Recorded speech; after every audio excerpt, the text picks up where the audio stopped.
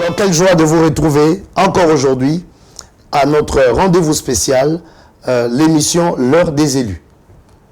C'est l'émission de ceux qui ne subissent pas l'histoire, mais l'émission de ceux-là qui font l'histoire. Car nous sommes venus sur la terre pour marquer notre génération.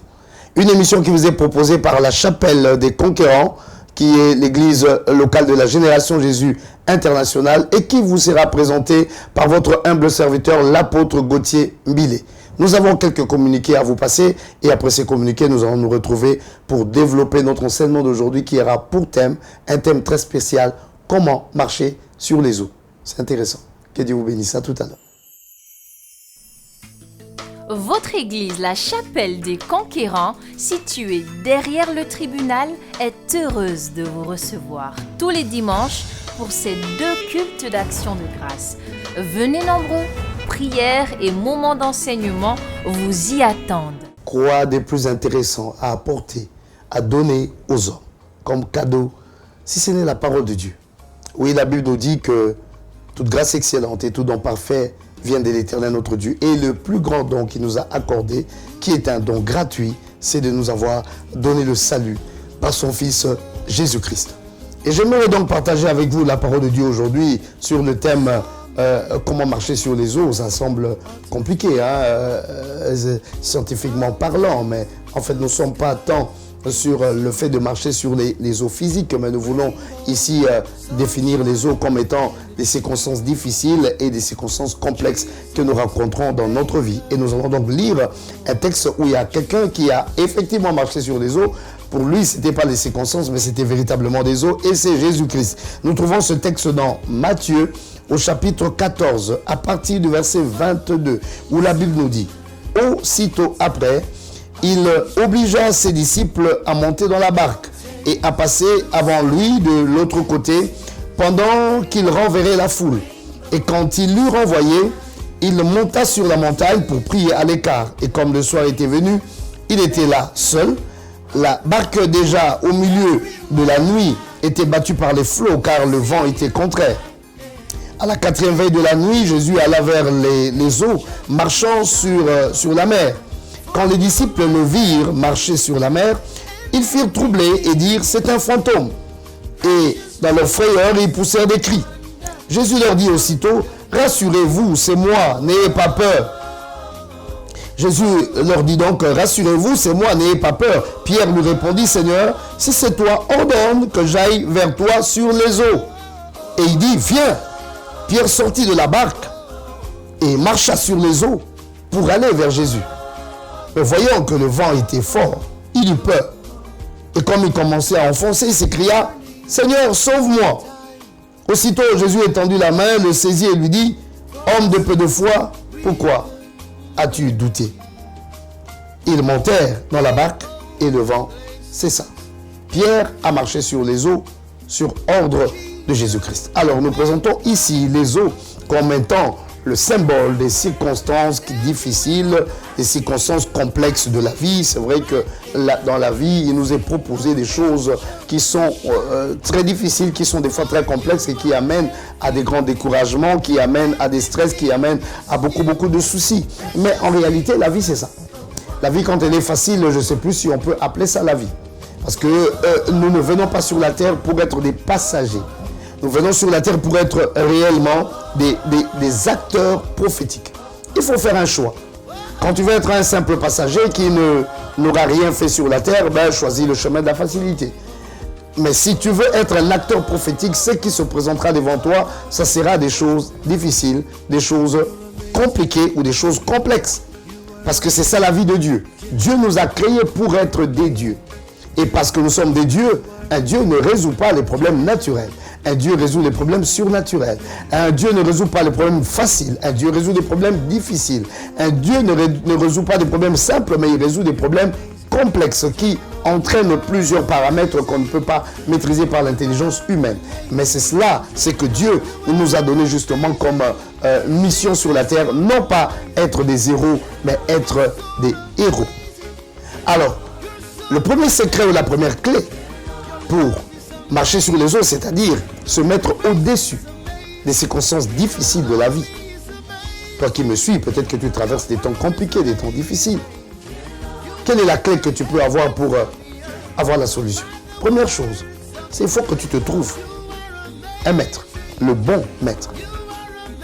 Avoir un maître, c'est un très grand sens. La vie est un apprentissage. La vie nous fait rencontrer des choses que nous n'avons pas connues. Même quand nous serons dans la meilleure école, même quand nous ferons la meilleure université, la vie est plus que toute une université. Et ce qui nous est proposé dans la vie, c'est toujours des fois des choses qui paraissent nouvelles ou qui paraissent plus élevées. Mais il y a quelqu'un qui a la connaissance et qui a la maîtrise des choses difficiles et des choses complexes. Ce qui peut sembler nous dépasser, il y a quelqu'un qui comprend ça, qui maîtrise ça pour lui. C'est rien du tout, c'est le maître. Il faut choisir ce maître-là qui a cette connaissance.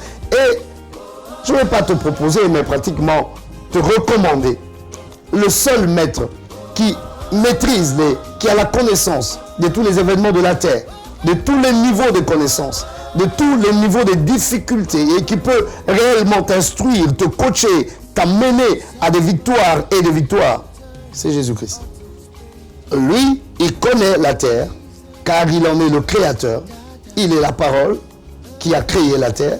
Il connaît donc tout ce qui peut exister comme complexité et chaque problème qui vient dans la vie a nécessairement une solution. Parce que si ce problème vient, c'est qu'il y a d'abord la solution qui a existé pour que Dieu laisse le problème venir. Le problème qui vient dans ta vie a déjà une solution. Mais cette solution peut relever du non naturel, c'est-à-dire du surnaturel. Voilà pourquoi il faut un maître qui a la maîtrise de toutes ces choses, qui agit au-delà de la science, qui peut t'amener donc à ces choses. Et pour cela, il faut que tu te soumettes à ce maître. Il faut trouver comme maître celui qui n'a jamais échoué. Celui qui, au fil de temps, n'a jamais échoué. Même devant la mort, il n'a pas échoué car il a vaincu la mort. Le troisième jour, la Bible nous dit que Jésus-Christ se ressuscita. Lui, il a vaincu même la mort. Donc, il a la maîtrise sur la mort. Il a la maîtrise sur les difficultés. Il a vécu toutes choses à la croix. Il a vécu la trahison. Il a vécu la souffrance. Il a vécu ces choses et il les a vaincues. Lui, il est le vrai maître. Adonai. Lui, quand il te coach, il ne te donne pas simplement sa connaissance, mais surtout son pouvoir.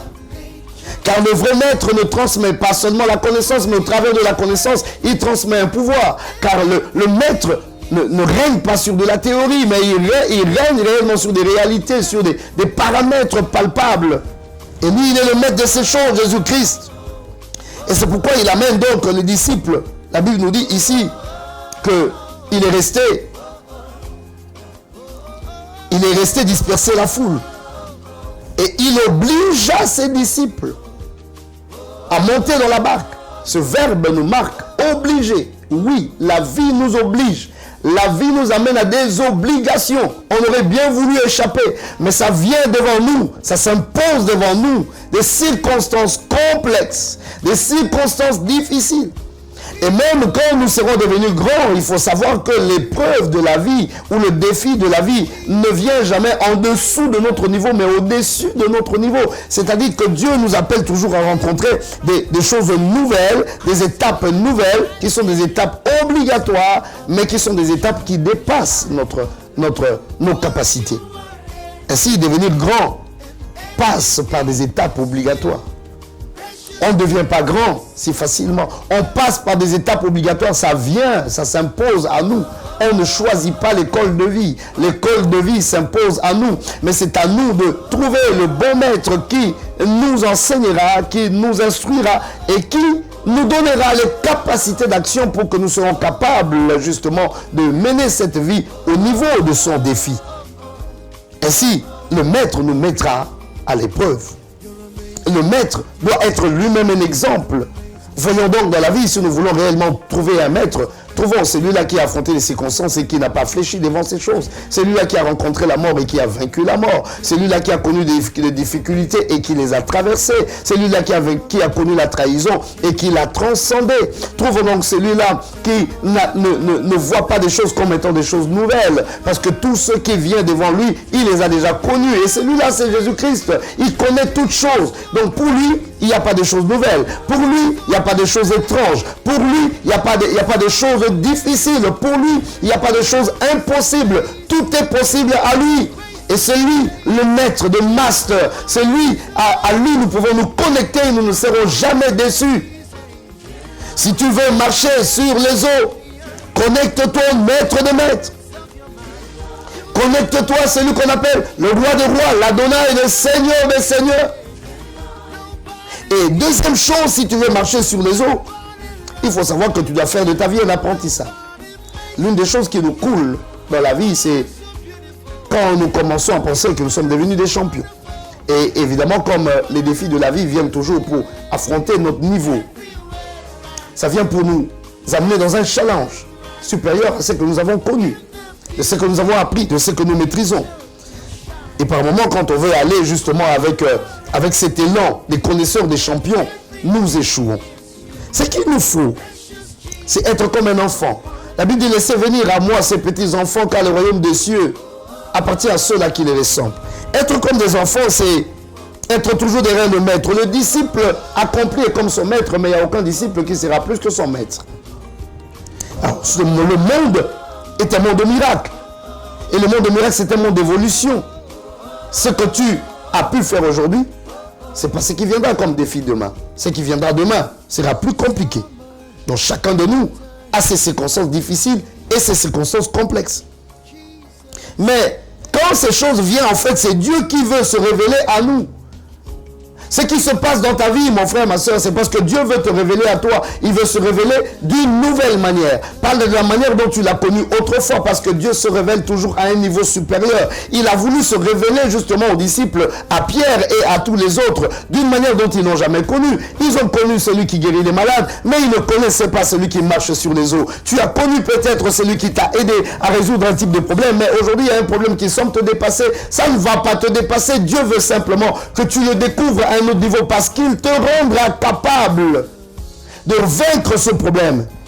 Parce qu'en réalité, Dieu ne cherchera pas en tant que tel ta capacité, mais il mettra sa capacité en toi. C'est pourquoi la troisième chose qui te permettra de marcher sur les eaux, c'est de croire que l'impossible peut devenir possible. Oui, ce que tu sens impossible là deviendra possible, parce que ça ne sera pas toi, mais Dieu en qui tu as cru, que tu marcheras derrière lui comme un disciple derrière son maître. Il t'apprendra des choses, mais surtout il s'incarnera en toi par le pouvoir. Et c'est son pouvoir qui agira dans ta vie pour t'amener à marcher sur ces circonstances. Et cela va te demander d'oser. Il faut oser. Il faut avoir de l'audace. Affronte ce problème. Ose. Et tu marcheras sur les eaux. Ça va te demander d'accepter les possibilités surnaturelles. Quand le naturel te montre que c'est impossible, le surnaturel te montre que c'est possible. Cela va te demander de croire en ta sécurité. Parce qu'on a toujours l'impression que quand on prend des risques selon nos projets, selon nos désirs, qu'il y a quelque chose, une vague qui viendra, qui nous brisera. Non. Parce que l'Éternel est avec toi. Crois en ta sécurité. Il te dit, même quand tu marcheras dans la vallée de l'ombre de la mort, ne crains rien. Son bâton et ta houlette te rassurent. Sois donc rassuré. L'impossible peut devenir possible. Et si tu crois, alors fais. Fais ce que tu crois. Et ce que tu feras, ne pense jamais que ce sont des simples expériences. Mais fais des miracles de ta vie, des succès de ta vie, des leçons de ta vie, un mode de vie. Jésus-Christ n'est pas une expérience. Jésus-Christ est toute une vie. Ce que nous recevons en nous, nous devons l'intégrer dans notre être. Nous devons l'incarner dans notre être et savoir que si ça a été possible aujourd'hui, ça sera possible demain. Si on a pu faire petit aujourd'hui, on peut faire plus grand demain. Car chaque chose en son commencement, elle est petite, mais dans l'avenir, ça devient grand. Ainsi, le disciple accompli sera comme son maître. Et Dieu répétera des choses dans ta vie. Ce qu'il a fait avec les disciples, il le fera avec toi. Pour que tu fasses comme le maître fait. Élisée a fait comme Élie avait fait. Il avait fendu le Jourdain parce qu'il avait connu cette expérience. Mais il en a fait sa vie. Et il a invoqué le Dieu de son père. Josué a fait comme Moïse. Moïse avait fendu les mers. Lui, il a fendu le Jourdain. Parce qu'il avait vu cette leçon au travers de son maître. Et il a incarné ces choses, il avait reçu ça, il avait compris que les eaux peuvent se fendre. Voici ce que je suis venu t'annoncer. Tu peux marcher sur les eaux, tu peux vaincre ces obstacles qui sont devant toi. Sois béni dans le nom de Jésus-Christ. Amen. Votre église, la Chapelle des Conquérants, située derrière le tribunal, est heureuse de vous recevoir tous les dimanches pour ces 2 cultes d'action de grâce. Venez nombreux, prières et moments d'enseignement vous y attendent.